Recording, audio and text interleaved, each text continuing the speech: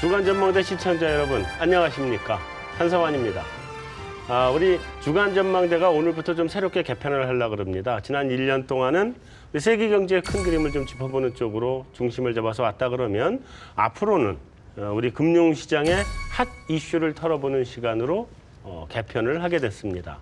프로그램을 좀 개편을 하다 보니까 운영하는 방식도 좀 달라졌습니다. 그래서 전에는 제가 혼자 열심히 떠들면서 출연자 모시고 이런저런 얘기하고 참 힘들었는데 이번부터는 우리 고정 패널들을 모시고 금융시장에 대해서 보다 본격적으로 적극적으로 얘기를 해보려고 합니다. 그래서 오늘 스튜디오에 앞으로 최소한 1년 이상 같이 가실 이 시즌2의 고정 패널들이 나오셨는데 우리 고정 패널들 인사부터 시작을 한번 해보겠습니다. 최창규 연구부터 해주시죠.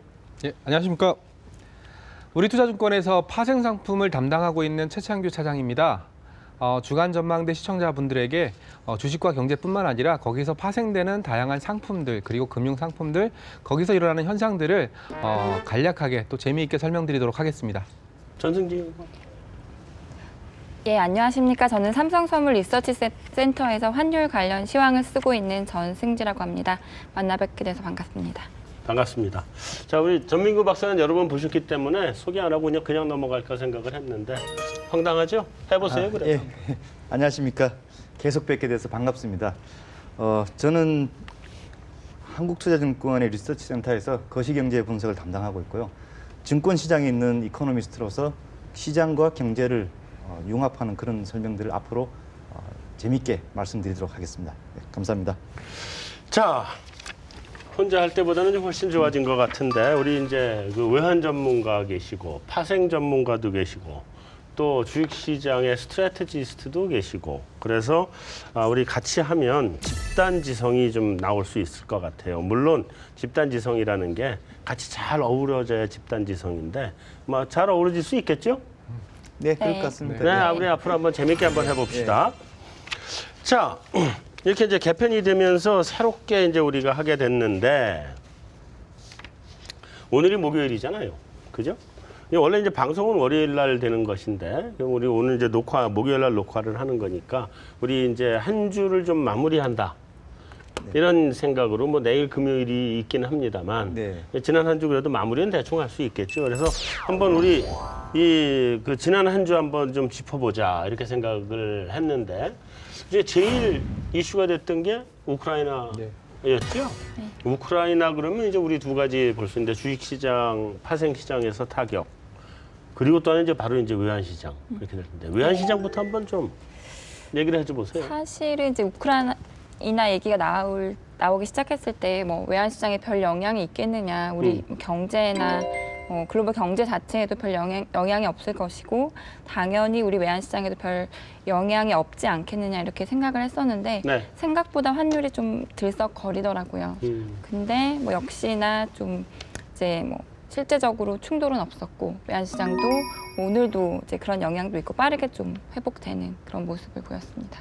주식시장 쪽에서는 어떻게 봤었냐면은 지난번에 시리아 내전 일어났을 때 정도라고 생각을 했었습니다. 그때 당시만 해도 미국 방위산업 ETF들 가격이 많이 올랐었거든요. 미국 방위산업 ETF들은 뭐 로키드 마틴이라든지 보잉이라든지 이런 종목들로 구성된 ETF인데 이번 같은 경우에는 그렇게 가격이 움직이지 않더라고요. 그래서 별일 없겠구나라고 생각을 했고요.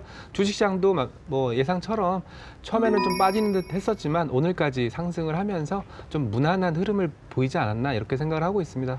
좀 마음 같아서는 좀 큰 이슈가 돼서 요즘처럼 거래도 없고 변동성도 적은 시장에 변동성 기폭제 역할을 좀 해줬으면 좋겠다라는 생각을 했었습니다. 참고로 저는 파생 전문가이기 때문에 선물 매도가 가능해서 언제든지 하락을 해도 수익을 낼 수가 있습니다. 저도 마찬가지입니다. 불행하게도 아닙니다. 다행스럽게도 뭐 그런 일들이 없었기 때문에 좀 무난했다라고 평가를 내리고 있습니다. 오늘 처음이고 지금 처음 중에 처음이라 내가 지금 이렇게 기회를 주고 발언권을 주고 그럴 거예요. 요거 지나고 나면 이제 알아서 치고받는 난타전입니다. 네, 전민규 박사님 얘기해 주세요. 네, 뭐 사실 그 우크라이나하고 또 시리아하고는 뭐 위상이 많이 다르지 않습니까? 네. 시리아도 러시아가 아무래도 감싸고 도는 나라고 뭐 우크라이나도 러시아의 그 영향권에 있는 나라긴 한데 그래도 시리아는 러시아에서 멀리 떨어져 있으니까 거기는 뭐 미국이 좀 개입을 한다 뭐 하더라도 조금 직접적인 충돌은 피할 수 있는 자리지만 우크라이나는 옛 소련 연방 중에 한 나라였고 또 바로 그 러시아가 흑해를 통해서 이 서구 쪽으로 진출하는 그 입구에 있는 나라이기 때문에 거기에서 만약 충돌이 벌어진다면 이건 걷잡을 수 없이 커진다.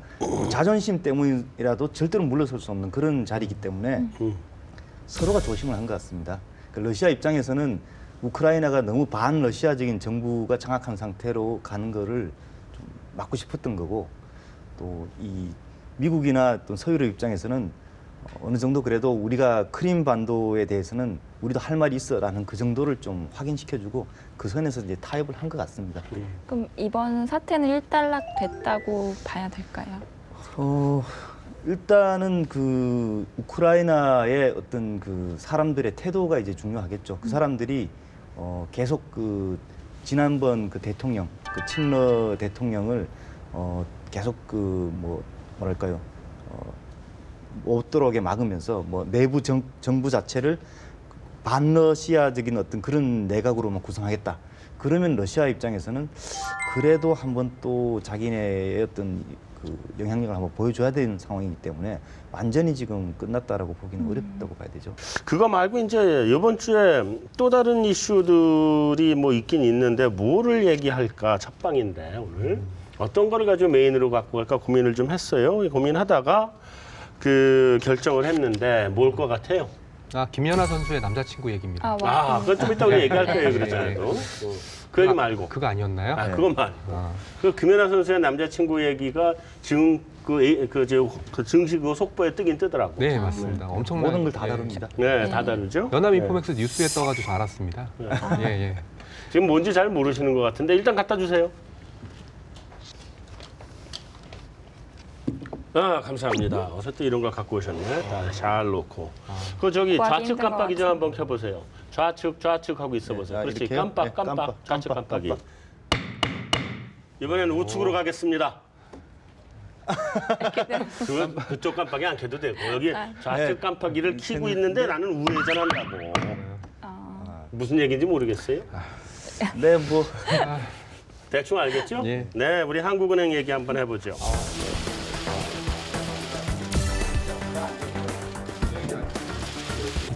정말 중요한 시기에 한국은행 총재의 중책을 맡게 돼서 개인적으로야 더할 나위 없는 영광이지만은 그에 앞서서 그야말로 막중한 책임감을 느낍니다. 개인적으로야 더할 나위 없는 영광이지만.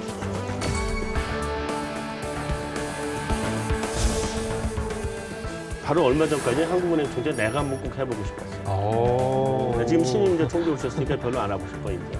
얼마나 답답했으면. 저희가 자, 지난주에 한국은행 신임 총재가 이제 내정이 됐어요. 우리가 이게 사실은 그 우리나라 경제에 있어서 최고의 대통령은 사실 한국은행 총재라고 봐야 되겠죠. 뭐 우리나라는 미국하고 다르게 미국의 경제 대통령 그러면 그 FRB 의장이 경제 대통령인데 우리는 이제 경제 대통령이라 그러면 한국은행 총재와 기획재정부 장관, 즉 부총리 이렇게 둘이 있죠. 네. 그러니까 한 절반 정도를 끌고 가는 굉장히 큰 그리고 사실은 재정 정책보다는 통화 정책이 훨씬 더 경제에 미치는 영향이 크다는 걸 보면 그 한 7대3 정도의 영향이 아닐까 난 그렇게 생각을 하는데 새로 됐어요 어쨌든. 그렇죠? 그분 얘기를 좀 우리 한번 해봐야 되는데 이제 청문회 있을 것 같아요. 그죠?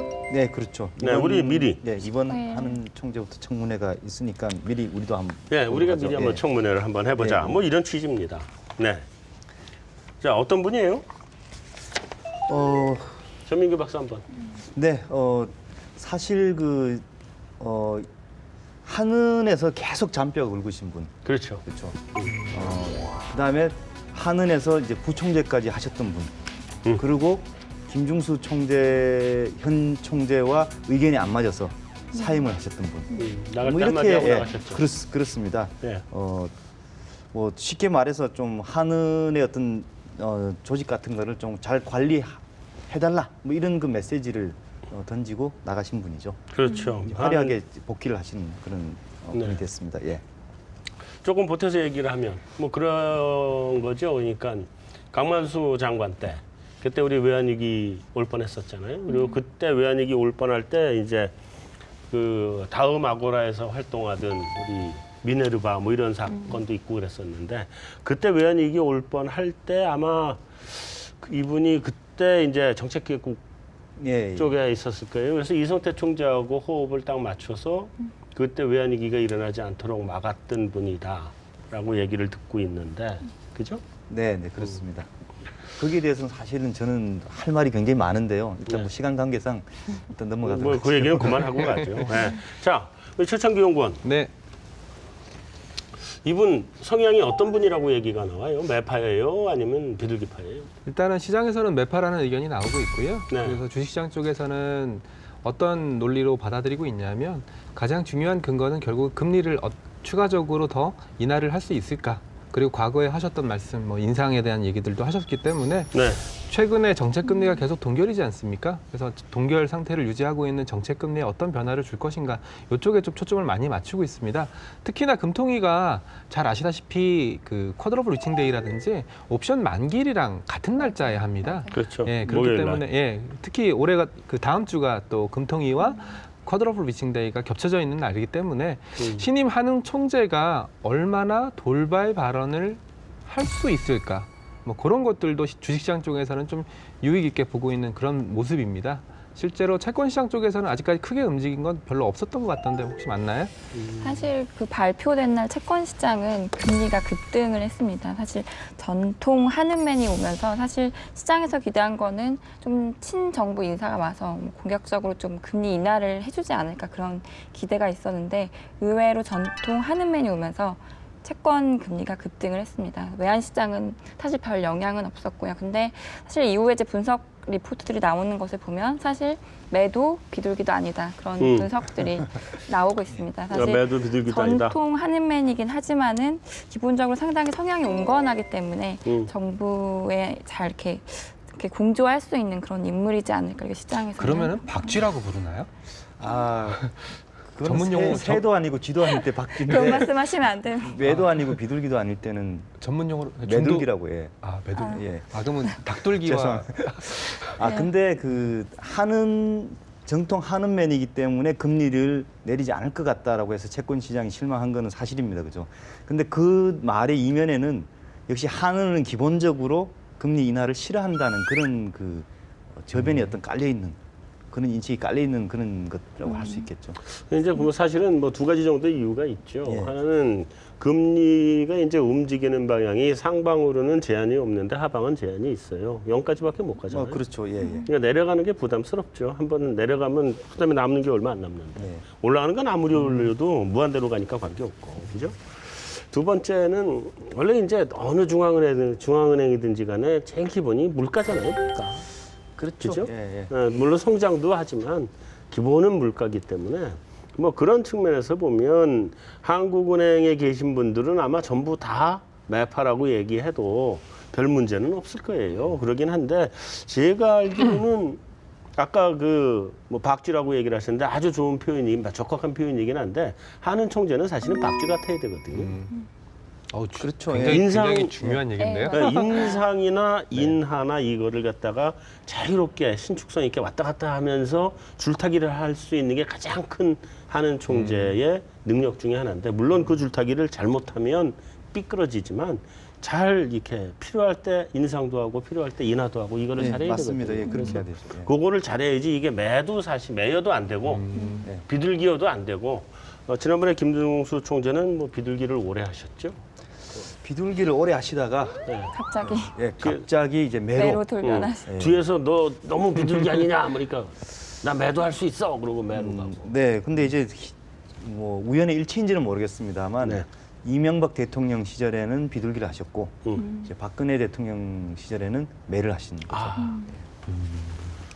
우연이겠죠. 예, 가중 우연이라고 평균을 봅시다. 하면은 비둘기입니다. 예. 네, 우연이라고 예. 보죠. 그쪽 기간 임기가 더 길었기 때문에요. 그래서 원래 처음부터 그렇게 그 한국은행이 물가만 안정만 좀 하는 거 아니다 성장도 해야 된다 이런 주장을 하고 시작을 하셨어요. 네, 그때 유명한 말씀이 한국은행도 정부라고 그렇게. 그렇죠. 한국은행도 정부다. 맞아.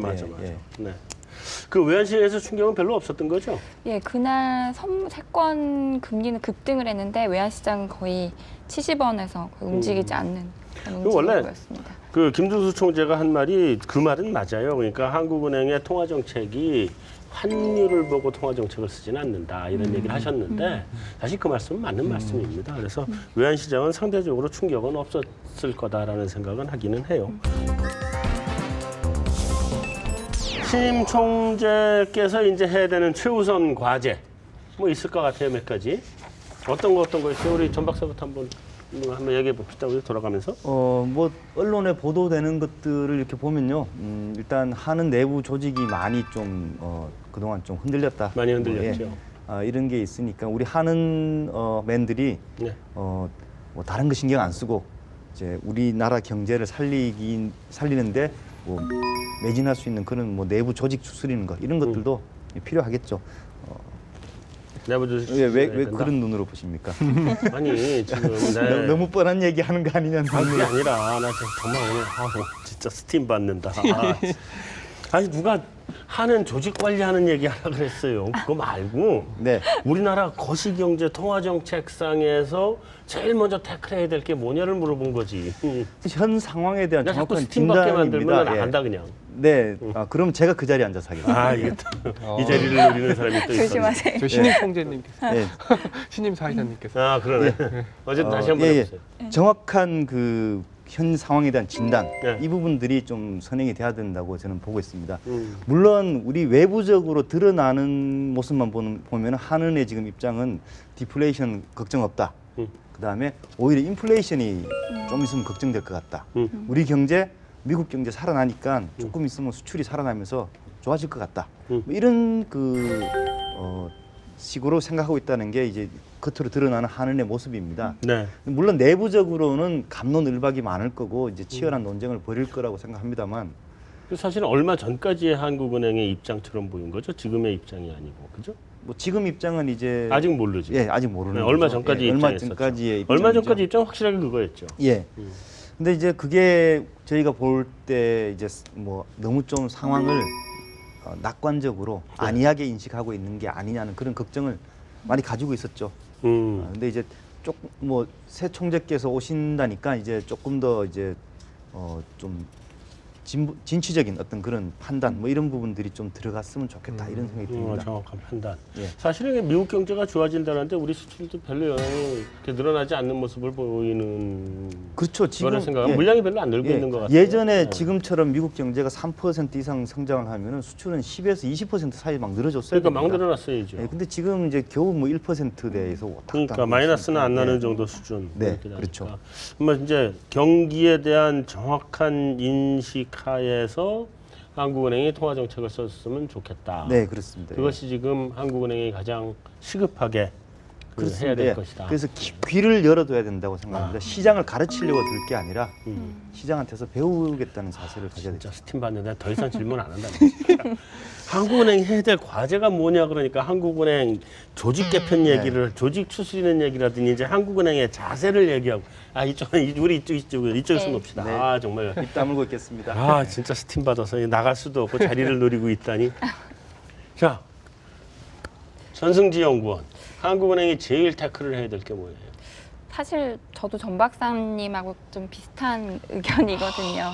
뻗친다. 그러니까 사실 제가 봤을 때 제가 뭐 명확하게 데이터를 자세히 보지 못했지만은 지금 우리나라의 상황이 저는 유럽의 상황과 상당히 비슷하다고 생각이 돼요. 그러니까 보면 경상수지도 유럽도 사상 최대 흑자, 물가도 너무 안정돼 있고 유럽 경기 최근에 이제 살아난다고 하는데 사실 경기가 7, 8분기 안 좋았으면 당연히 경기 순환적으로 좋아져야 되는 게 당연한 것이 아닌가. 우리나라나 유럽이나 해서 보면 근데 유럽은 지금 이렇게 뭐 오늘 밤에 ECB 통화정책 회의도 있지만은 추가 이렇게 완화를 해야 된다는 얘기들이 나오고 있는데 사실 말씀하셨듯이 인플레를 걱정해야 될 타이밍은 저는 아니라고 생각을 하고 있거든요. 그래서 그러니까 말씀하셨듯이 물가를 잡는 게 중앙은행의 이렇게 할 일이다라고 말씀하셨지만은 지금 글로벌 트렌드는 뭐 보시다시피 FRB나 BOE나 ECB나 다 지금 이렇게 성장을 위해서 우리 디플레 탈피를 위해서 노력을 하고 있는 그런 것들을 보면서 좀 글로벌 트렌드에 한은도 맞춰 가야 되지 않을까 저는 좀 그렇게 생각을 하고 있습니다. 오케이. 다음으로 넘어가죠. 우리 참 네. 우리 전승지 연구원이 미인 앞에서 스팀 받는다 이런 소리를 할 수는 없고 그냥 다음으로 그냥 넘어갑시다 우리. 죄송합니다. 실질적으로 하셨어요. 이게 돌아가면서 간접적으로 하는 겁니다. 이게 안 하는 것처럼. 아무래도 저는 주식시장이라든지 뭐 파생시장이라든지 에쿼티 베이스로 생각을 좀 많이 하다 보니까 과연 한국은행의 가장 큰 덕목이 뭘까라고 생각을 한다면 제발 좀 코스피 좀 올려줬으면 좋겠다라는 생각을 좀 하고 있습니다. 자, 우리나라의 가장 큰 문제점이 뭐냐? 잠재 성장률 3%대. 그리고 코스피 3년째 1900, 2000. 자, 물론 주가가 모든 경제 지표를 대변해 주는 건 아니지만 가장 체감적으로 느낄 수 있는 그 경제 지표가 주가라는 점에서 생각을 한다면 그리스폰하고 네. 버냉키는 주가만 보면서 네. 통화 정책을 쓰죠. 우리나라 경제 발전된 게 없다. 아니면 잠재 성장 없다. 이런 극단적인 논리까지 갈 수가 있거든요. 자, 오늘 저희가 회의를 했습니다. 오늘 팀 회의를 하면서 상무님이 저희에게 이런 질문을 던지시더군요. 다음 주에 코스피가 2000 갈 수 있겠냐? 굉장히 많은 의미를 함축하고 있는 겁니다. 2000포인트 계속 여태까지 저항선 역할을 했었고. 나도 궁금한데 가요?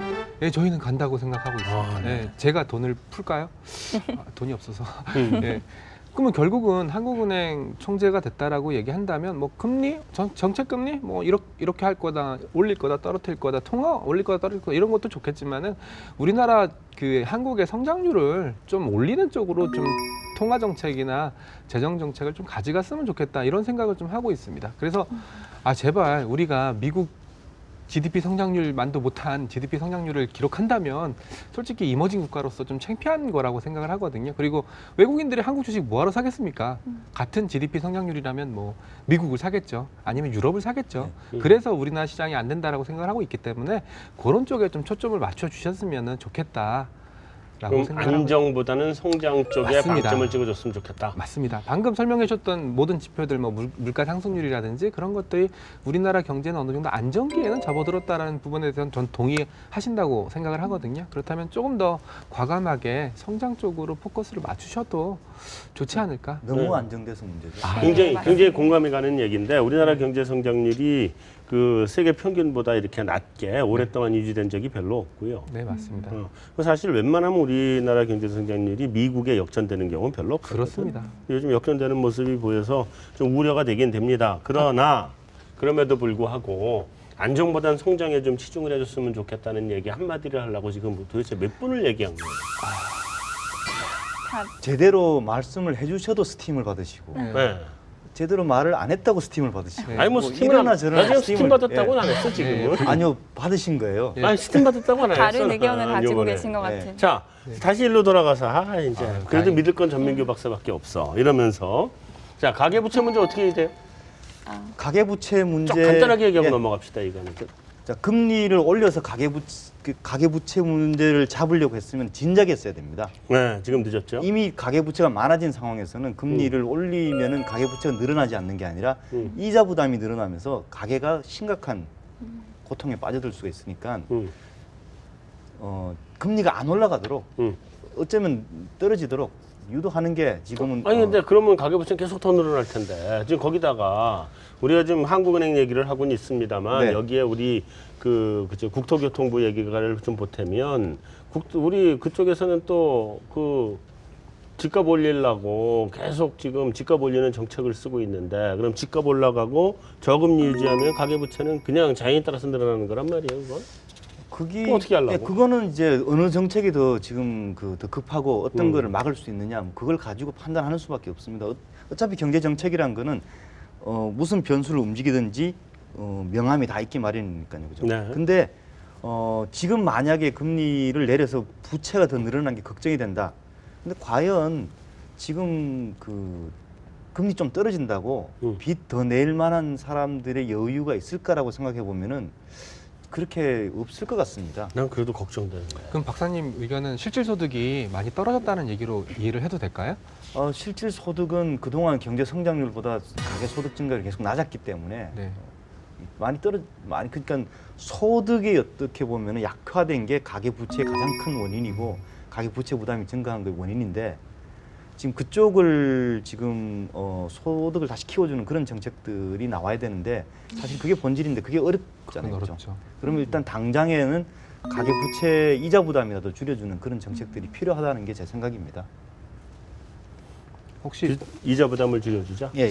혹시 대출이 좀 많으신 건 아니신가요? 오해하실까봐 그런데 예. 저는 그 대출은 다 갚았습니다. 아, 예. 역시 깨끗하십니다. 아무래도 빚이 있으면 좀 깨름칙하다 보니까 아우. 언제 금리가 뭐 아니, 변할지 건전한 모르겠고. 부채는 자본입니다. 그래도 의심스러워. 예, 예. 나는 부채가 좀 있기는 합니다만 고정금리로 다 바꿔버렸기 때문에 금리 인하하든 인상하든 3년 동안은 별 관계 없습니다. 그래서 그건 뭐 잘 모르겠는데. 앞으로 여기 올 때는 자기 등기부 등본 뭐 떼가지고 정말 뭐 부채가 얼마인지 뭐 대출 얼마인지 등기부등본에 부채 얼마인지 나와요? 은행에서 이제 아, 대출을 받게 되면 그 담보 설정을 담보 설정을 하기 때문에 네, 알겠습니다. 그거 떼갖고 오셔가지고 자, 우리 기준금리로 넘어가죠. 기준금리 얘기 이제 이게 자연스럽게 이어질 것 같은데 기준금리 이거 어떻게 할 것 같아요? 자, 저는 파생 전문가입니다. 네. 예, 만기 알고 얘기부터 있어요. 만기 얘기부터 좀 드려야 될 것 같은데요. 네. 보통 동시만기 그러면은 굉장히 변동성이 컸습니다. 실제로 그래 왔고요. 근데 이번 같은 경우에는 동시만기에 아무리 머리를 짜내고 무언가 이벤트를 만들려고 해도 만들 만한 건덕지가 없습니다. 즉 무슨 말이냐면 프로그램 매매 쪽에서는 그렇게 시장에 압박 요인을 줄 수 있는 매물도 없고 그렇다고 해서 뭐 박수치고 환영할 만큼 매수가 들어올 요인도 없다라는 얘기거든요. 그렇다면 이렇게 심심한 만기에서 금통위가 과연 뭐 물론 연결돼 있지는 않지만 과연 서프라이즈 결정을 할까 저는 아니라고 보거든요. 그래서 동결적으로 보고 있지만 좀 길게 내다본다면 저도 인상 쪽에 좀 무게를 좀 두고 있습니다. 누구든지 첫 데뷔할 때 좀 이렇게 예. 이게 멋있게 보이면서 데뷔를 해야 될 거 아니야. 그게 어떤 펀치가 나올 거냐 그거죠. 그러니까 지금까지 하는 총재가 데뷔한 첫 달에 금리 정책을 움직이는 사례는 없었으니까요. 네. 뭐 아무래도 좀 이렇게 돌아가는 사정 좀 살피고 뭐 하는데 시간이 좀 걸린다는 인수인계 거고. 시간이군요. 그다음에 인수인계는 네. 별 필요 없으실 것 같고 그분. 선거가 있지 않습니까? 6월 달에. 네. 그러니까 선거 앞두고 통화 정책을 쓰는 것도 사실은 부담스럽고. 예, 굉장히 부담스럽죠. 좀 그 드문 일이니까요. 네. 거의 없었던 일이기 때문에 2분기 내 우리 4, 5, 6월 2분기 내 금리를 움직인다.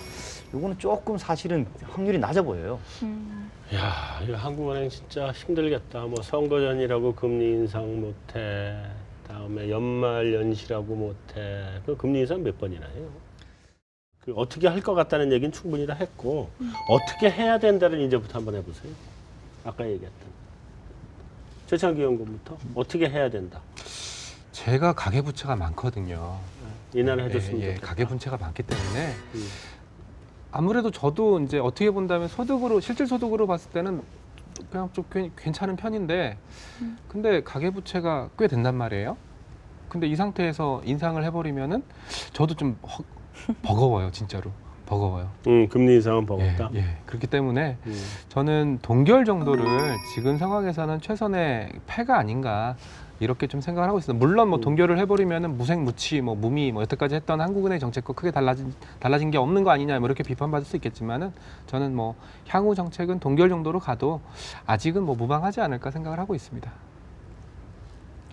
저는 아까 말씀드렸듯이 이제 인하 쪽 일단 외환시장 이제 입장에서 보자면은 좀 시장을 내버려뒀으면 하는 그런 바람이 조금 있어요. 사실 제가 작년 말에 이제 정부 쪽에서 정말 드물게 선물회사 FX 애널리스트들을 모아놓고 외환시장 발전을 위해서 이제 해야 될 일이 뭐가 있겠느냐 이렇게 질문을 하셨어요. 사실 지금의 외환시장 상황이 정부가 지금 원하는 거거든요. 거래는 그렇게 많이 안 되면서 변동성은 적고 안정돼 있고.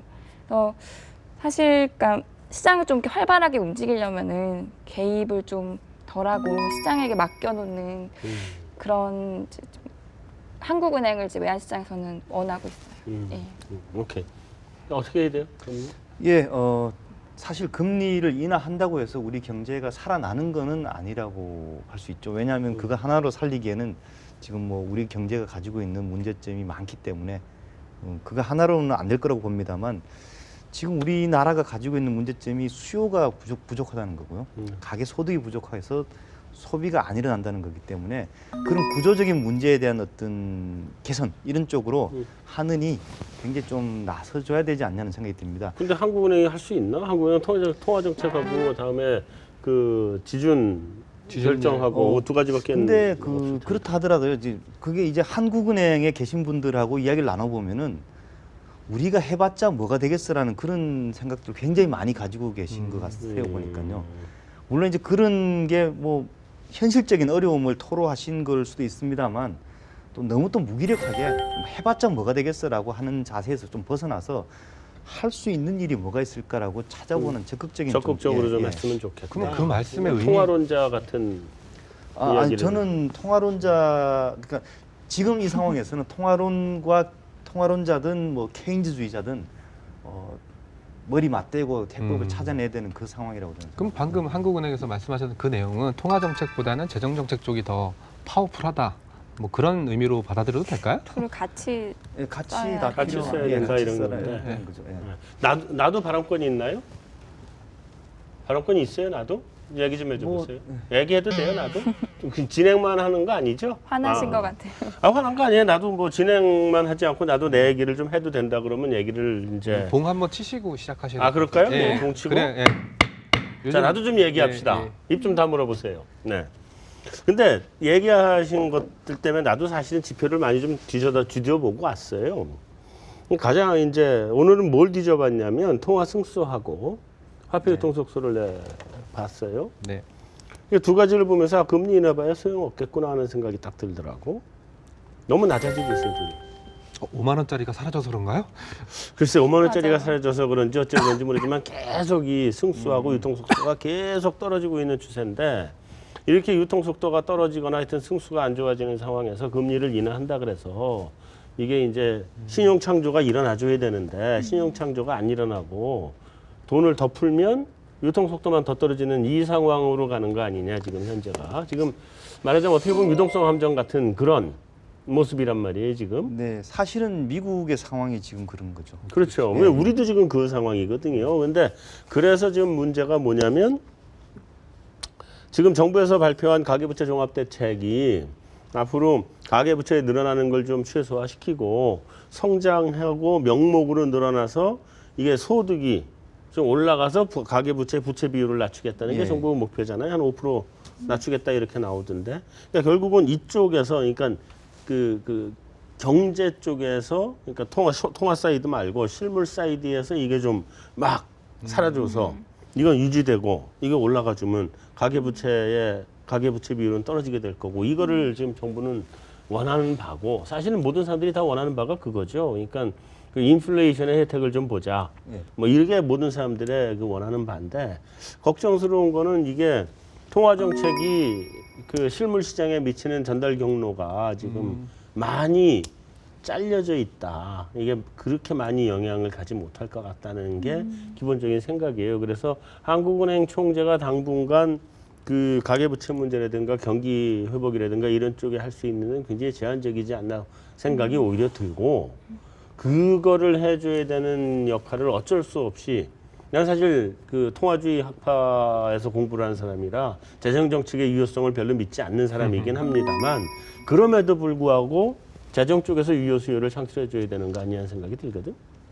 예, 제 정확하게 아마 진단하신 것 같아요. 제가 예. 저도 그렇게 생각합니다. 지금은 어떻게 보면은 케인즈주의적인 어떤 정부가 유효 수요를 창출하는 그런 방식의 접근이 아니다면은 다시 경제 살아나기 굉장히 어려운 상황에 처해 있다. 아무래도 좀 예. 그렇게 봐야죠. 네, 그렇습니다. 근데 실제로 조세 정책은 또 따르게 가고 있지 않습니까? 조세 정책 같은 경우에는 굉장히 타이트하게 가면서 그 명목 소득을 올려주는 거와는 좀 약간 역행하지 않나라는 근데 조세 생각이. 정책은 어쩔 수 없어요. 지금 왜냐하면 써야 될 때가 워낙 많기 때문에 네. 거기가 이쪽을 따라오기는 힘들 거예요. 아니, 제가 연말정산에서 못 돌려받았기 때문에 이런 말씀을 드리는 게 아니고요. 아, 열받았구나. 예, 스팀 받으셨네. 나도 예. 스팀 받았어. 예. 이번에. 맞아요.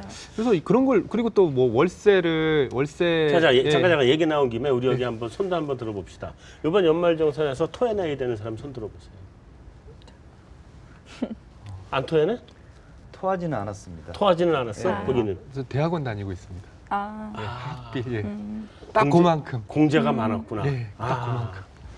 저는 숨겨둔 애들이 있어가지고. 알겠습니다. 많으신가요? 네. 폭탄 발언이신데요? 요번에 그때 열 많이 받았죠. 네, 열 받은 사람 맞습니다. 굉장히 많은데. 우리 정부로부터 숨겨둔 애들이에요. 우리 가족으로부터 숨겨둔 애들이 아니라. 나또 숨겨놓은 아들이 있다 그래서 또 진짜 그거. 예, 진짜인 줄 알았습니다. 깜짝 계속 놀랐어요. 해보세요 어쨌든. 그래서 현호석 총재도 월급쟁이들이 유리할 지갑이다라는 것을 뭐 불식시키겠다 뭐 이런 식으로 말씀을 하시면서 실제로 막상 와닿는 뭐 물론 여기 계신 분들이 다 월급쟁이긴 하겠지만 와닿는 정책들은 뭐 그렇게 그 서민들의 명목소득을 올려주는 정책과는 약간 거리가 먼 그런 상황이기 때문에 과연 뭐 케인지안식 정부가 유효 수요를 창출한다고 해서 그게 얼마나 효과가 있을까라는 의구심이 자꾸 들어가지고요. 그래서 조세 정책이라든지 그런 걸 생각한다면은 제가 보기에는 뭐 그다지 기대할 게 없는 거 아닌가. 아마 저소득층이나 이런 네. 쪽에 대해서 집중적으로 주면 좋지. 그 최창기 연구원한테는 안 줄 거예요. 그러니까 기대하지 마세요. 우리나라 저기 가계 연평균 가계 소득이 얼마인지 아세요? 생각보다 그렇게 높지 않습니다. 3천만 원에서 4천만 원 그 사이예요. 그러니까 그런 분들은 아마 세금이 뭐 정부 세금을 올린다고 하더라도 그렇게 영향을 안 받을 겁니다. 자, 어쨌든 우리 금리 이렇게 보면 그 결론적으로 뭐 대충 결론은 난 것 같아요. 금리를 좀 인하했으면 좋겠다. 그래서 통화 정책이 좀 성장 쪽의 방향으로 물가 걱정 좀 덜하고 갔으면 좋겠다 이런 생각들을 하고 맞습니다. 있는 반면에 또 동시에 이 통화 정책이 시장에 전달되는 그 경로가 많이 어떤지 많이 약해진 것 같다. 그건 사실입니다. 지금 이렇게 생각하는 것 같고 그래서 그렇다 그러면은 기준금리 자 우리 이제 금리 결정하는 순간이 왔어요. 기준금리 자 손들어서 결정합시다. 네. 자 인상이라고 생각하는 사람은 발을 들까요? 손을 들고 손을 들까요? 인상이 아니라 중립이다 이거 첫 번째 동결이다 생각하는 지금 사람은? 우리가 예측인가요? 아니면 저희에게 결정권을 주시는 결정권 준 거지. 아 그래요? 예. 결정권을 준 그럼 거예요. 총재님이 되셨습니다. 그래 좀 그런 예, 셈이죠. 예. 자, 일단 해봅시다. 예. 자, 기준금리 어떻게 해야 되나? 자, 인상 한번 손 들어보세요. 아니, 올해 내로. 좋아, 올해 내로. 기준금리 어떻게 해야 돼요? 올해 내로. 인상입니다. 인상? 네. 진짜요? 네. 여기는? 저 이난. 인하. 예. 저도 인합니다. 여기도 인하. 예. 자, 그러면 나는 동결입니다. 올해 내로. 올해 내로 금리를 올려도 안 된다고 생각을 합니다. 그래서 오늘의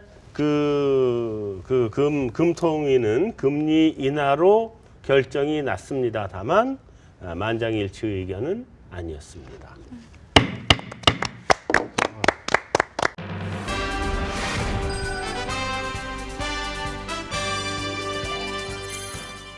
네, 뭐 누가 더 온다고요? 제가 오늘 첫 방이라 사실은 이 프로그램 전체 어떻게 되는지 잘 모르고 하는데 누가 더 온다며요? 빨리 오세요. 누구예요? 누구요? 그냥 훅 하고 들어오셨네. 네. 이분이 여러분들 그 소개를 간단하게 드리면 그 연합인포맥스의 김연아라고 처음 뵙죠? 네, 처음 봬요. 인사드려 보세요. 네, 김연아 이렇게 남자친구는 남자친구 어떻게 하고? 하키 탄다며. 돌아와요. 제가 김연아는 아니고 한 500m 김연아 정도로 봐주시면 될 것 같아요. 소문마땅한 그녀를 만나는 곳 100m 전 지금 남자친구도 500m 500m 안 하키 보이잖아. 선수인가? 그렇죠, 그렇죠. 네. 남자친구? 네. 소문마땅한 그녀를 만나는 곳 100m 전 남자친구 평소에 갑자기. 나는 알아요. 국제경제부 태문영 기자. 네. 그죠? 네. 우리 이제 오셨는데 소개 좀 해줘보세요. 네, 알겠습니다. 안녕하세요. 저는 연합인포맥스 국제경제부 태문영 기자라고 합니다. 제가 앞으로 맡을 역할은 외신 공급책이라서 그 한 주마다 좀 뭐 중요한 사안들을 좀 정리해서 한번 가져와 보고 함께 얘기해보는 시간을 갖도록 하겠습니다. 네, 잘 부탁드립니다. 자, 어쨌든 우리 외신 공급한다 그랬죠? 네. 외신 공급책 그러니까 꼭 이게 마약 공급책 같은 생각이 들어가지고 아, 네. 마약 같은 저와 함께 외신으로 빠져들게 되실 거예요. 그러니까 마약 같은 외신을 네, 아주 중독성 있는 네. 자, 한번 시작을 해보죠. 뭐 그러면 제일 첫 번째 뭐예요? 네, 알겠습니다. 먼저 첫 번째 기사는 영국의 유력한 주간 잡지인 이코노미스트지의 커버 스토리인데요. 네. 저희가 다뤄볼 얘기는 불평등 얘기거든요.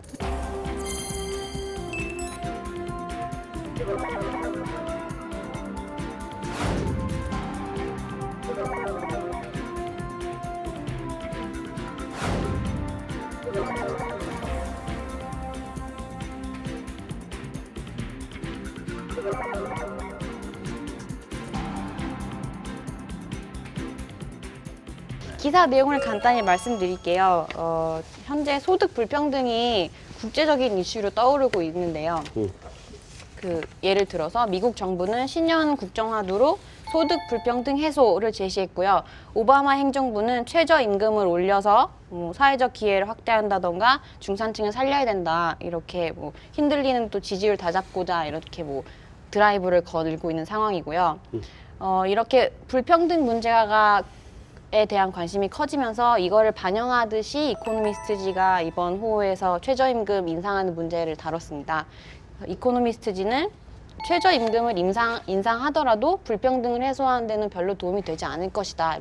세제를 개혁해서 부의 재분배를 조금 더 효율적으로 이뤄야 한다. 이렇게 주장을 했어요. 그래서 예를 들자면 세금을 네, 그래서 부유층에 대한 공제 혜택을 줄이는 대신에 한계 세율을 낮추는 방향으로 세제 개혁을 하면 형평성을 해치지 않는 선에서 세제를 조금 더 효율적으로 운영할 수 있다 이렇게 주장을 했는데요. 부자들한테 부담을 덜어주면 동시에 형평성을 높이면서도 부의 재분배를 좀 해보자 이런 그런 주장을 했습니다. 그 부분은 좀 이해가 안 가긴 저도 하지만 잘 이해가 저도 이해가 안 돼요.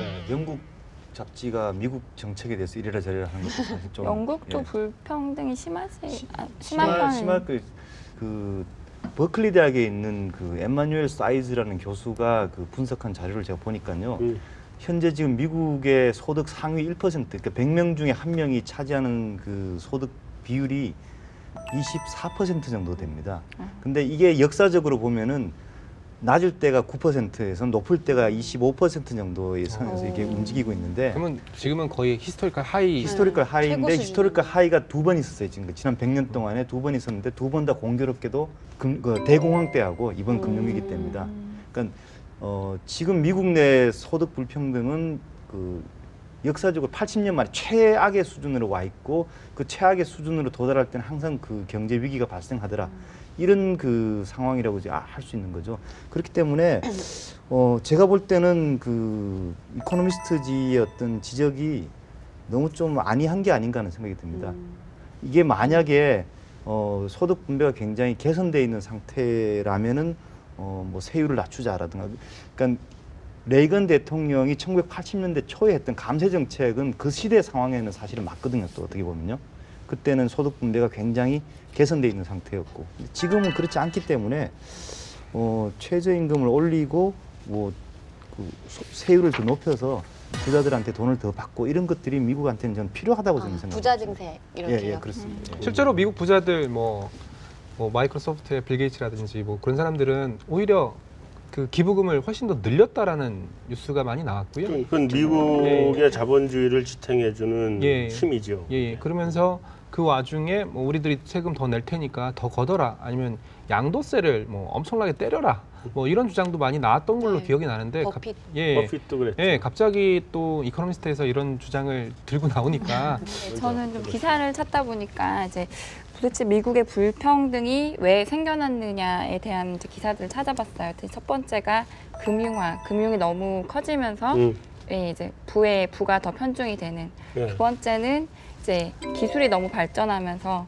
너무 이제 효율적으로 이렇게 별로 쓸데없는 일자리는 없어진 거죠. 그래서 사실 오바마 대통령이 계속 이제 제조업 하는 것도 그러니까 이런 소득 불균형을 해소하는데 좀 일조할 수 있지 않을까 예. 그렇게 생각을 저는 좀 해봤어요. 그 자본주의의 거의 선두주자라고 할 수 있는 미국이 그동안 그나마 불평등을 용인했던 건 소득 불평등을 용인했던 건 그래 너가 많이 벌어라. 하지만 나도 언젠가는 거기에 도달할 수 있다라는 그런 아메리칸 드림 이런 그런 기회가 있을 수 있다 이런 생각이 있었기 때문인데 지금 문제는 그런 아메리칸 드림에 대한 믿음이 없어지고 있다는 것도 문제긴 하거든요.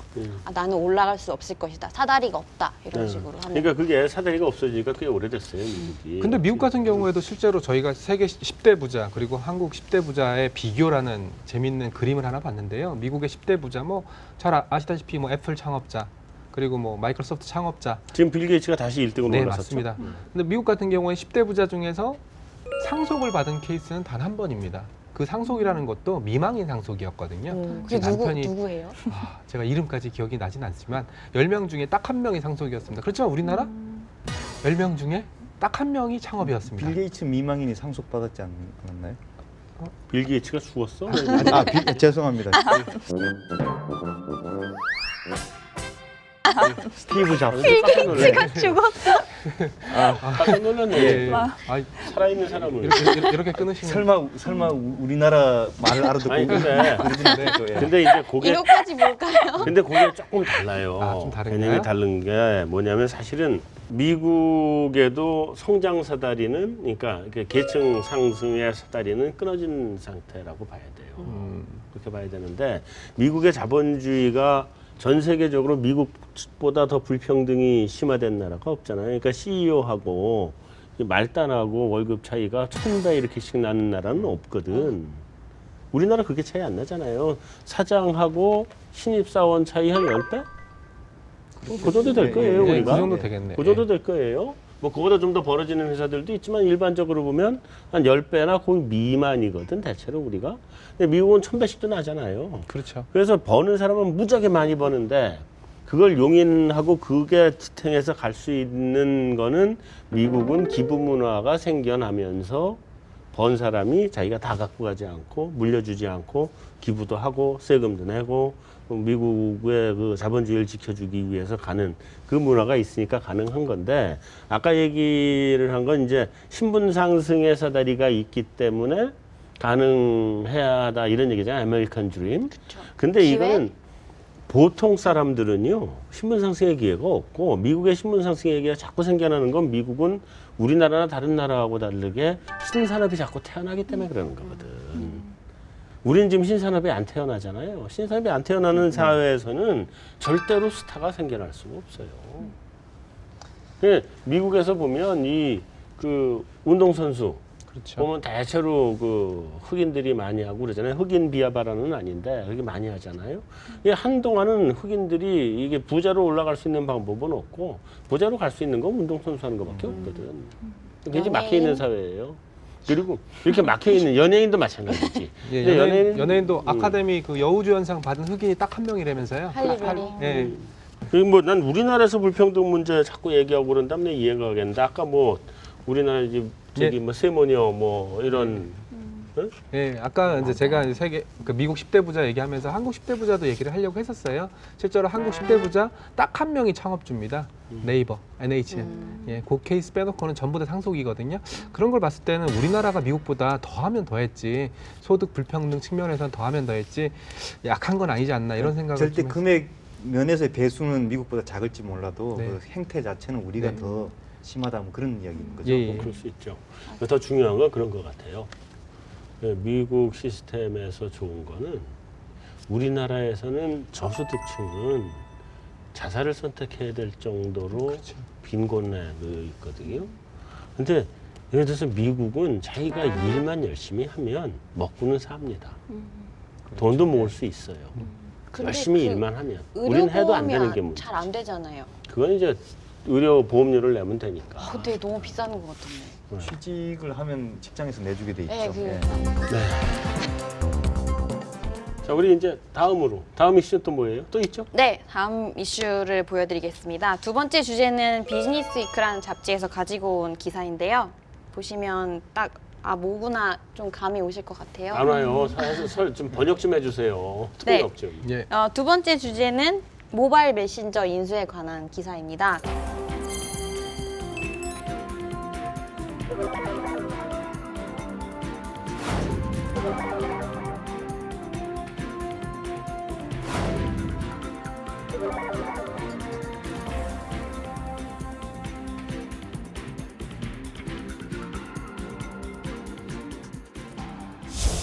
왓츠앱 대 아시아 모바일 메신저, 모바일 메시지 전쟁이 세계 무대로 확장되다 이런 내용인데요.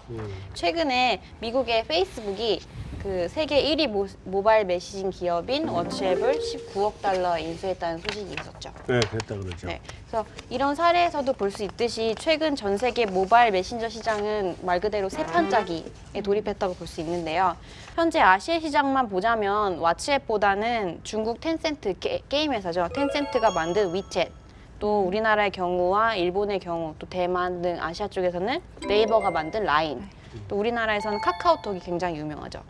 하지만 페이스북이 왓츠앱을 인수하면서 앞으로 아시아에 있는 모바일 메시징 기업들이 성장에 어려움을 겪지 않겠느냐 이런 우려를 제기하고 있는데요.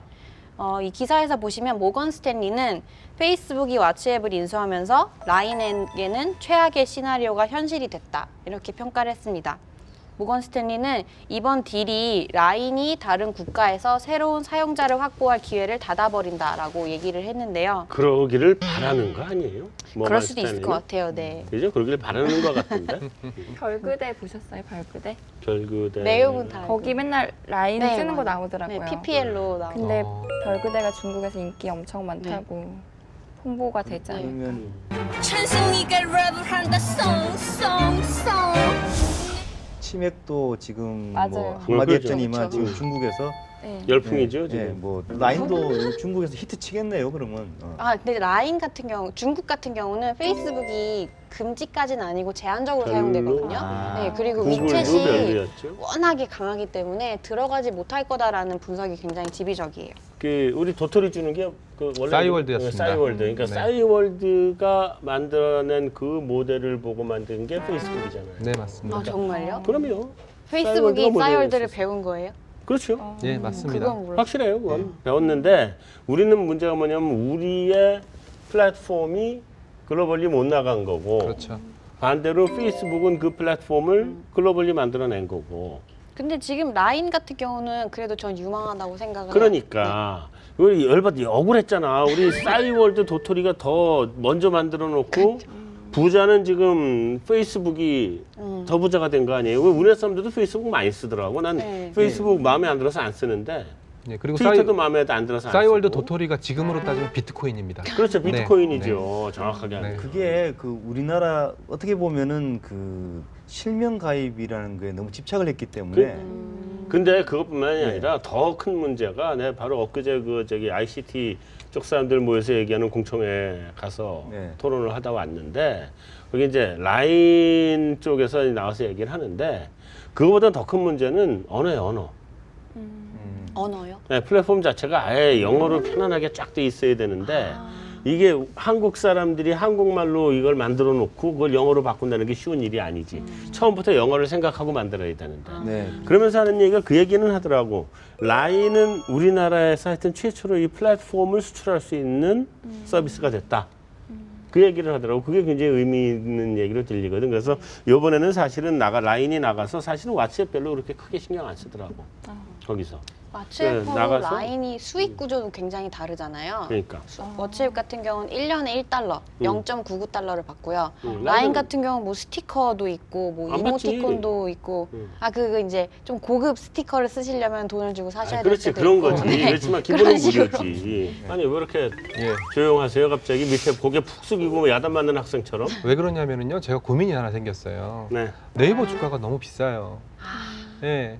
물론 라인 효과라고 할 수도 있는데 지금 벌써 80만 원 넘었고요.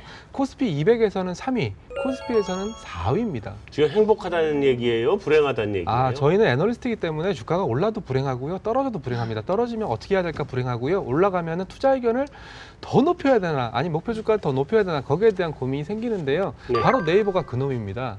자, 그래서 저도 네이버를 담당하고 있지는 않지만 네이버를 담당하고 있는 저의 후배 애널리스트에게 물어봤습니다. 야, 네이버 80만 원 넘었는데 어떻게 해야 되니? 그 친구도 답을 못 하고 있습니다. 그러면 결국 그 얘기가 뭐냐면 라인의 가치, 왓츠앱의 가치 아니면 위챗의 가치를 어떻게 산정해야 될지 모른다는 얘기죠. 마치 이거는 과거 우리가 케이블 TV 기억나실 거예요. CNN. CNM으로 돈 굉장히 많이 버신 분 계시죠? 이민주 회장이라고. 그분이 아마 그 CNN 팔아가지고 한 1조 정도 벌으셨죠? 그때 당시에 케이블 TV 가입자 한 명당 가치가 제가 아직도 기억납니다. 190만 원이었습니다.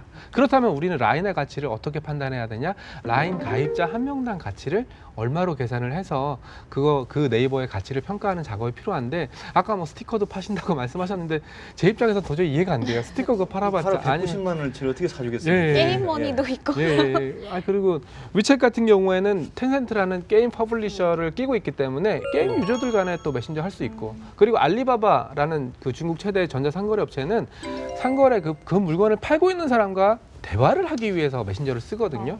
과연 그렇다면 우리의 라인은 뭘 하기 위해서 써야 되나? 아니면 카톡처럼 정말 카톡 게임이라든지 그런 쪽으로 이제 퍼블리싱을 하면서 돈을 벌어야 되는 그런 모델이냐? 아니면은 광고를 때려놓고 먹을 거냐? 아니면 왓츠앱처럼 유료 앱으로 해서 돈을 벌 거냐? 그거에 대한 논의가 먼저 있어야 네이버의 주가, 그리고 네이버의 장래, 그리고 우리나라 한국 기업의 그 세계화 가능성, 이게 다 해결될 것 같아서 저는 그게 너무 고민스럽더라고요. 그럼 뭐 그걸 고민 안 해도 될 것 같아요. 그래요? 왜냐면 네이버라면 그 모든 걸 다 때려놓을 겁니다. 아, 그렇습니까? 네. 마지막으로 제가 전달해드릴 그 소식은요. 마이크라는 신조어가 나왔는데 혹시 무슨 뜻인지 추측해 보시겠어요?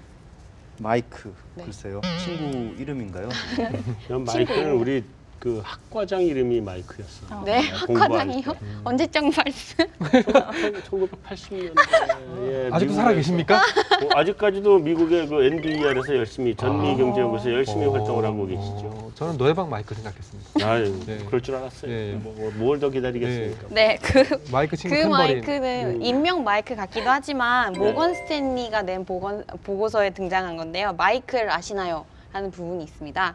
그래서 마이크가 MIK이잖아요. 스펠링이. 근데 여기서의 마이크는 M 숫자 1, K2예요. 그래서 보시면은 그 알파벳 I 대신에 숫자 1이 들어가는데 이 쭉 풀어서 보면은 첫 번째 금리 인상까지 남은 개월 수, 영어로 말하자면 months to first rate hike라는 뜻이에요.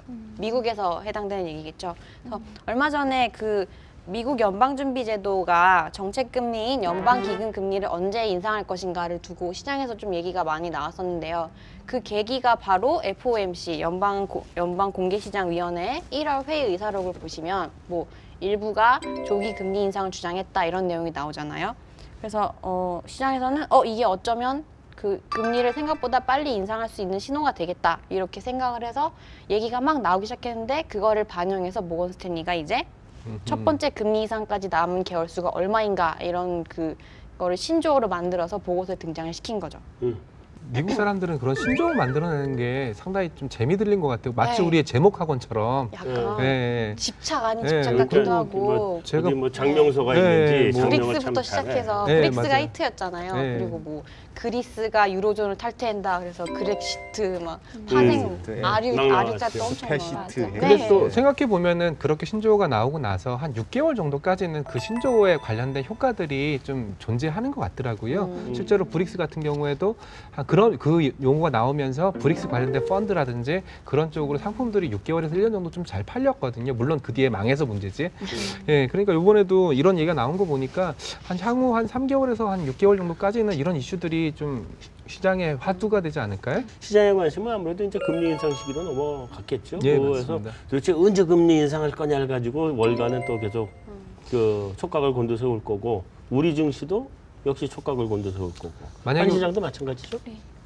어쨌든 이제 시간이 좀 다 된 것 같습니다. 이게 마이크라는 이슈 가지고 우리가 얘기를 하면 아마 이 다음 방송은 마이크 가지고 한번 얘기해봐도 될 것 같은데. 마이크를 그거- 들고 하는 겁니까? 네, 뭐 그래야 될지도 모르죠. 다음 방송 노래방에서. 내내 아마 그래야 될지도 모르겠는데 뭐 시간은 다 된 것 같고 오늘 지금 시즌 2 개편에서 첫 방을 했어요. 이전까지는 전 진행만 하고 제 의견을 거의 얘기를 안 해요. 진행을 이렇게 잘 끌고 가는 게 임무였는데 요번부터는 들어가서 이제 난타전을 한번 벌여볼 생각입니다. 그래서 우리 그 보령 이런 데 보면은 머드레슬링 이런 거 하잖아요. 우리도 머드레슬링을 한번 이제부터 해보죠. 그래야 사실 재밌죠. 거기 가서 하면서 찍죠. 뭐 그것도 한 여름에. 방법이에요. 여름에는 한번 가서 해보고. 그래서 그렇게 하면 뭐 이게 좀 재미도 좀 있고 그러면서 또 여러 전문가들이 다 나와서 얘기를 해주시니까 내용도 굉장히 좋은 내용이 될 것 같고 다만 이제 종목을 이렇게 종목을 추천해 주시려고 그러면 여기서는 안 해주셔도 되고 네, 알겠습니다. 나중에 끝나고 저한테는 조용히 네, 알겠습니다. 네, 그렇게 해주시면 되겠습니다. 네, 오늘 정말 재밌는 내용이었고, 자, 늦었는데 벌써 10시가 돼가는 것 같아요. 그죠? 많이 늦었죠?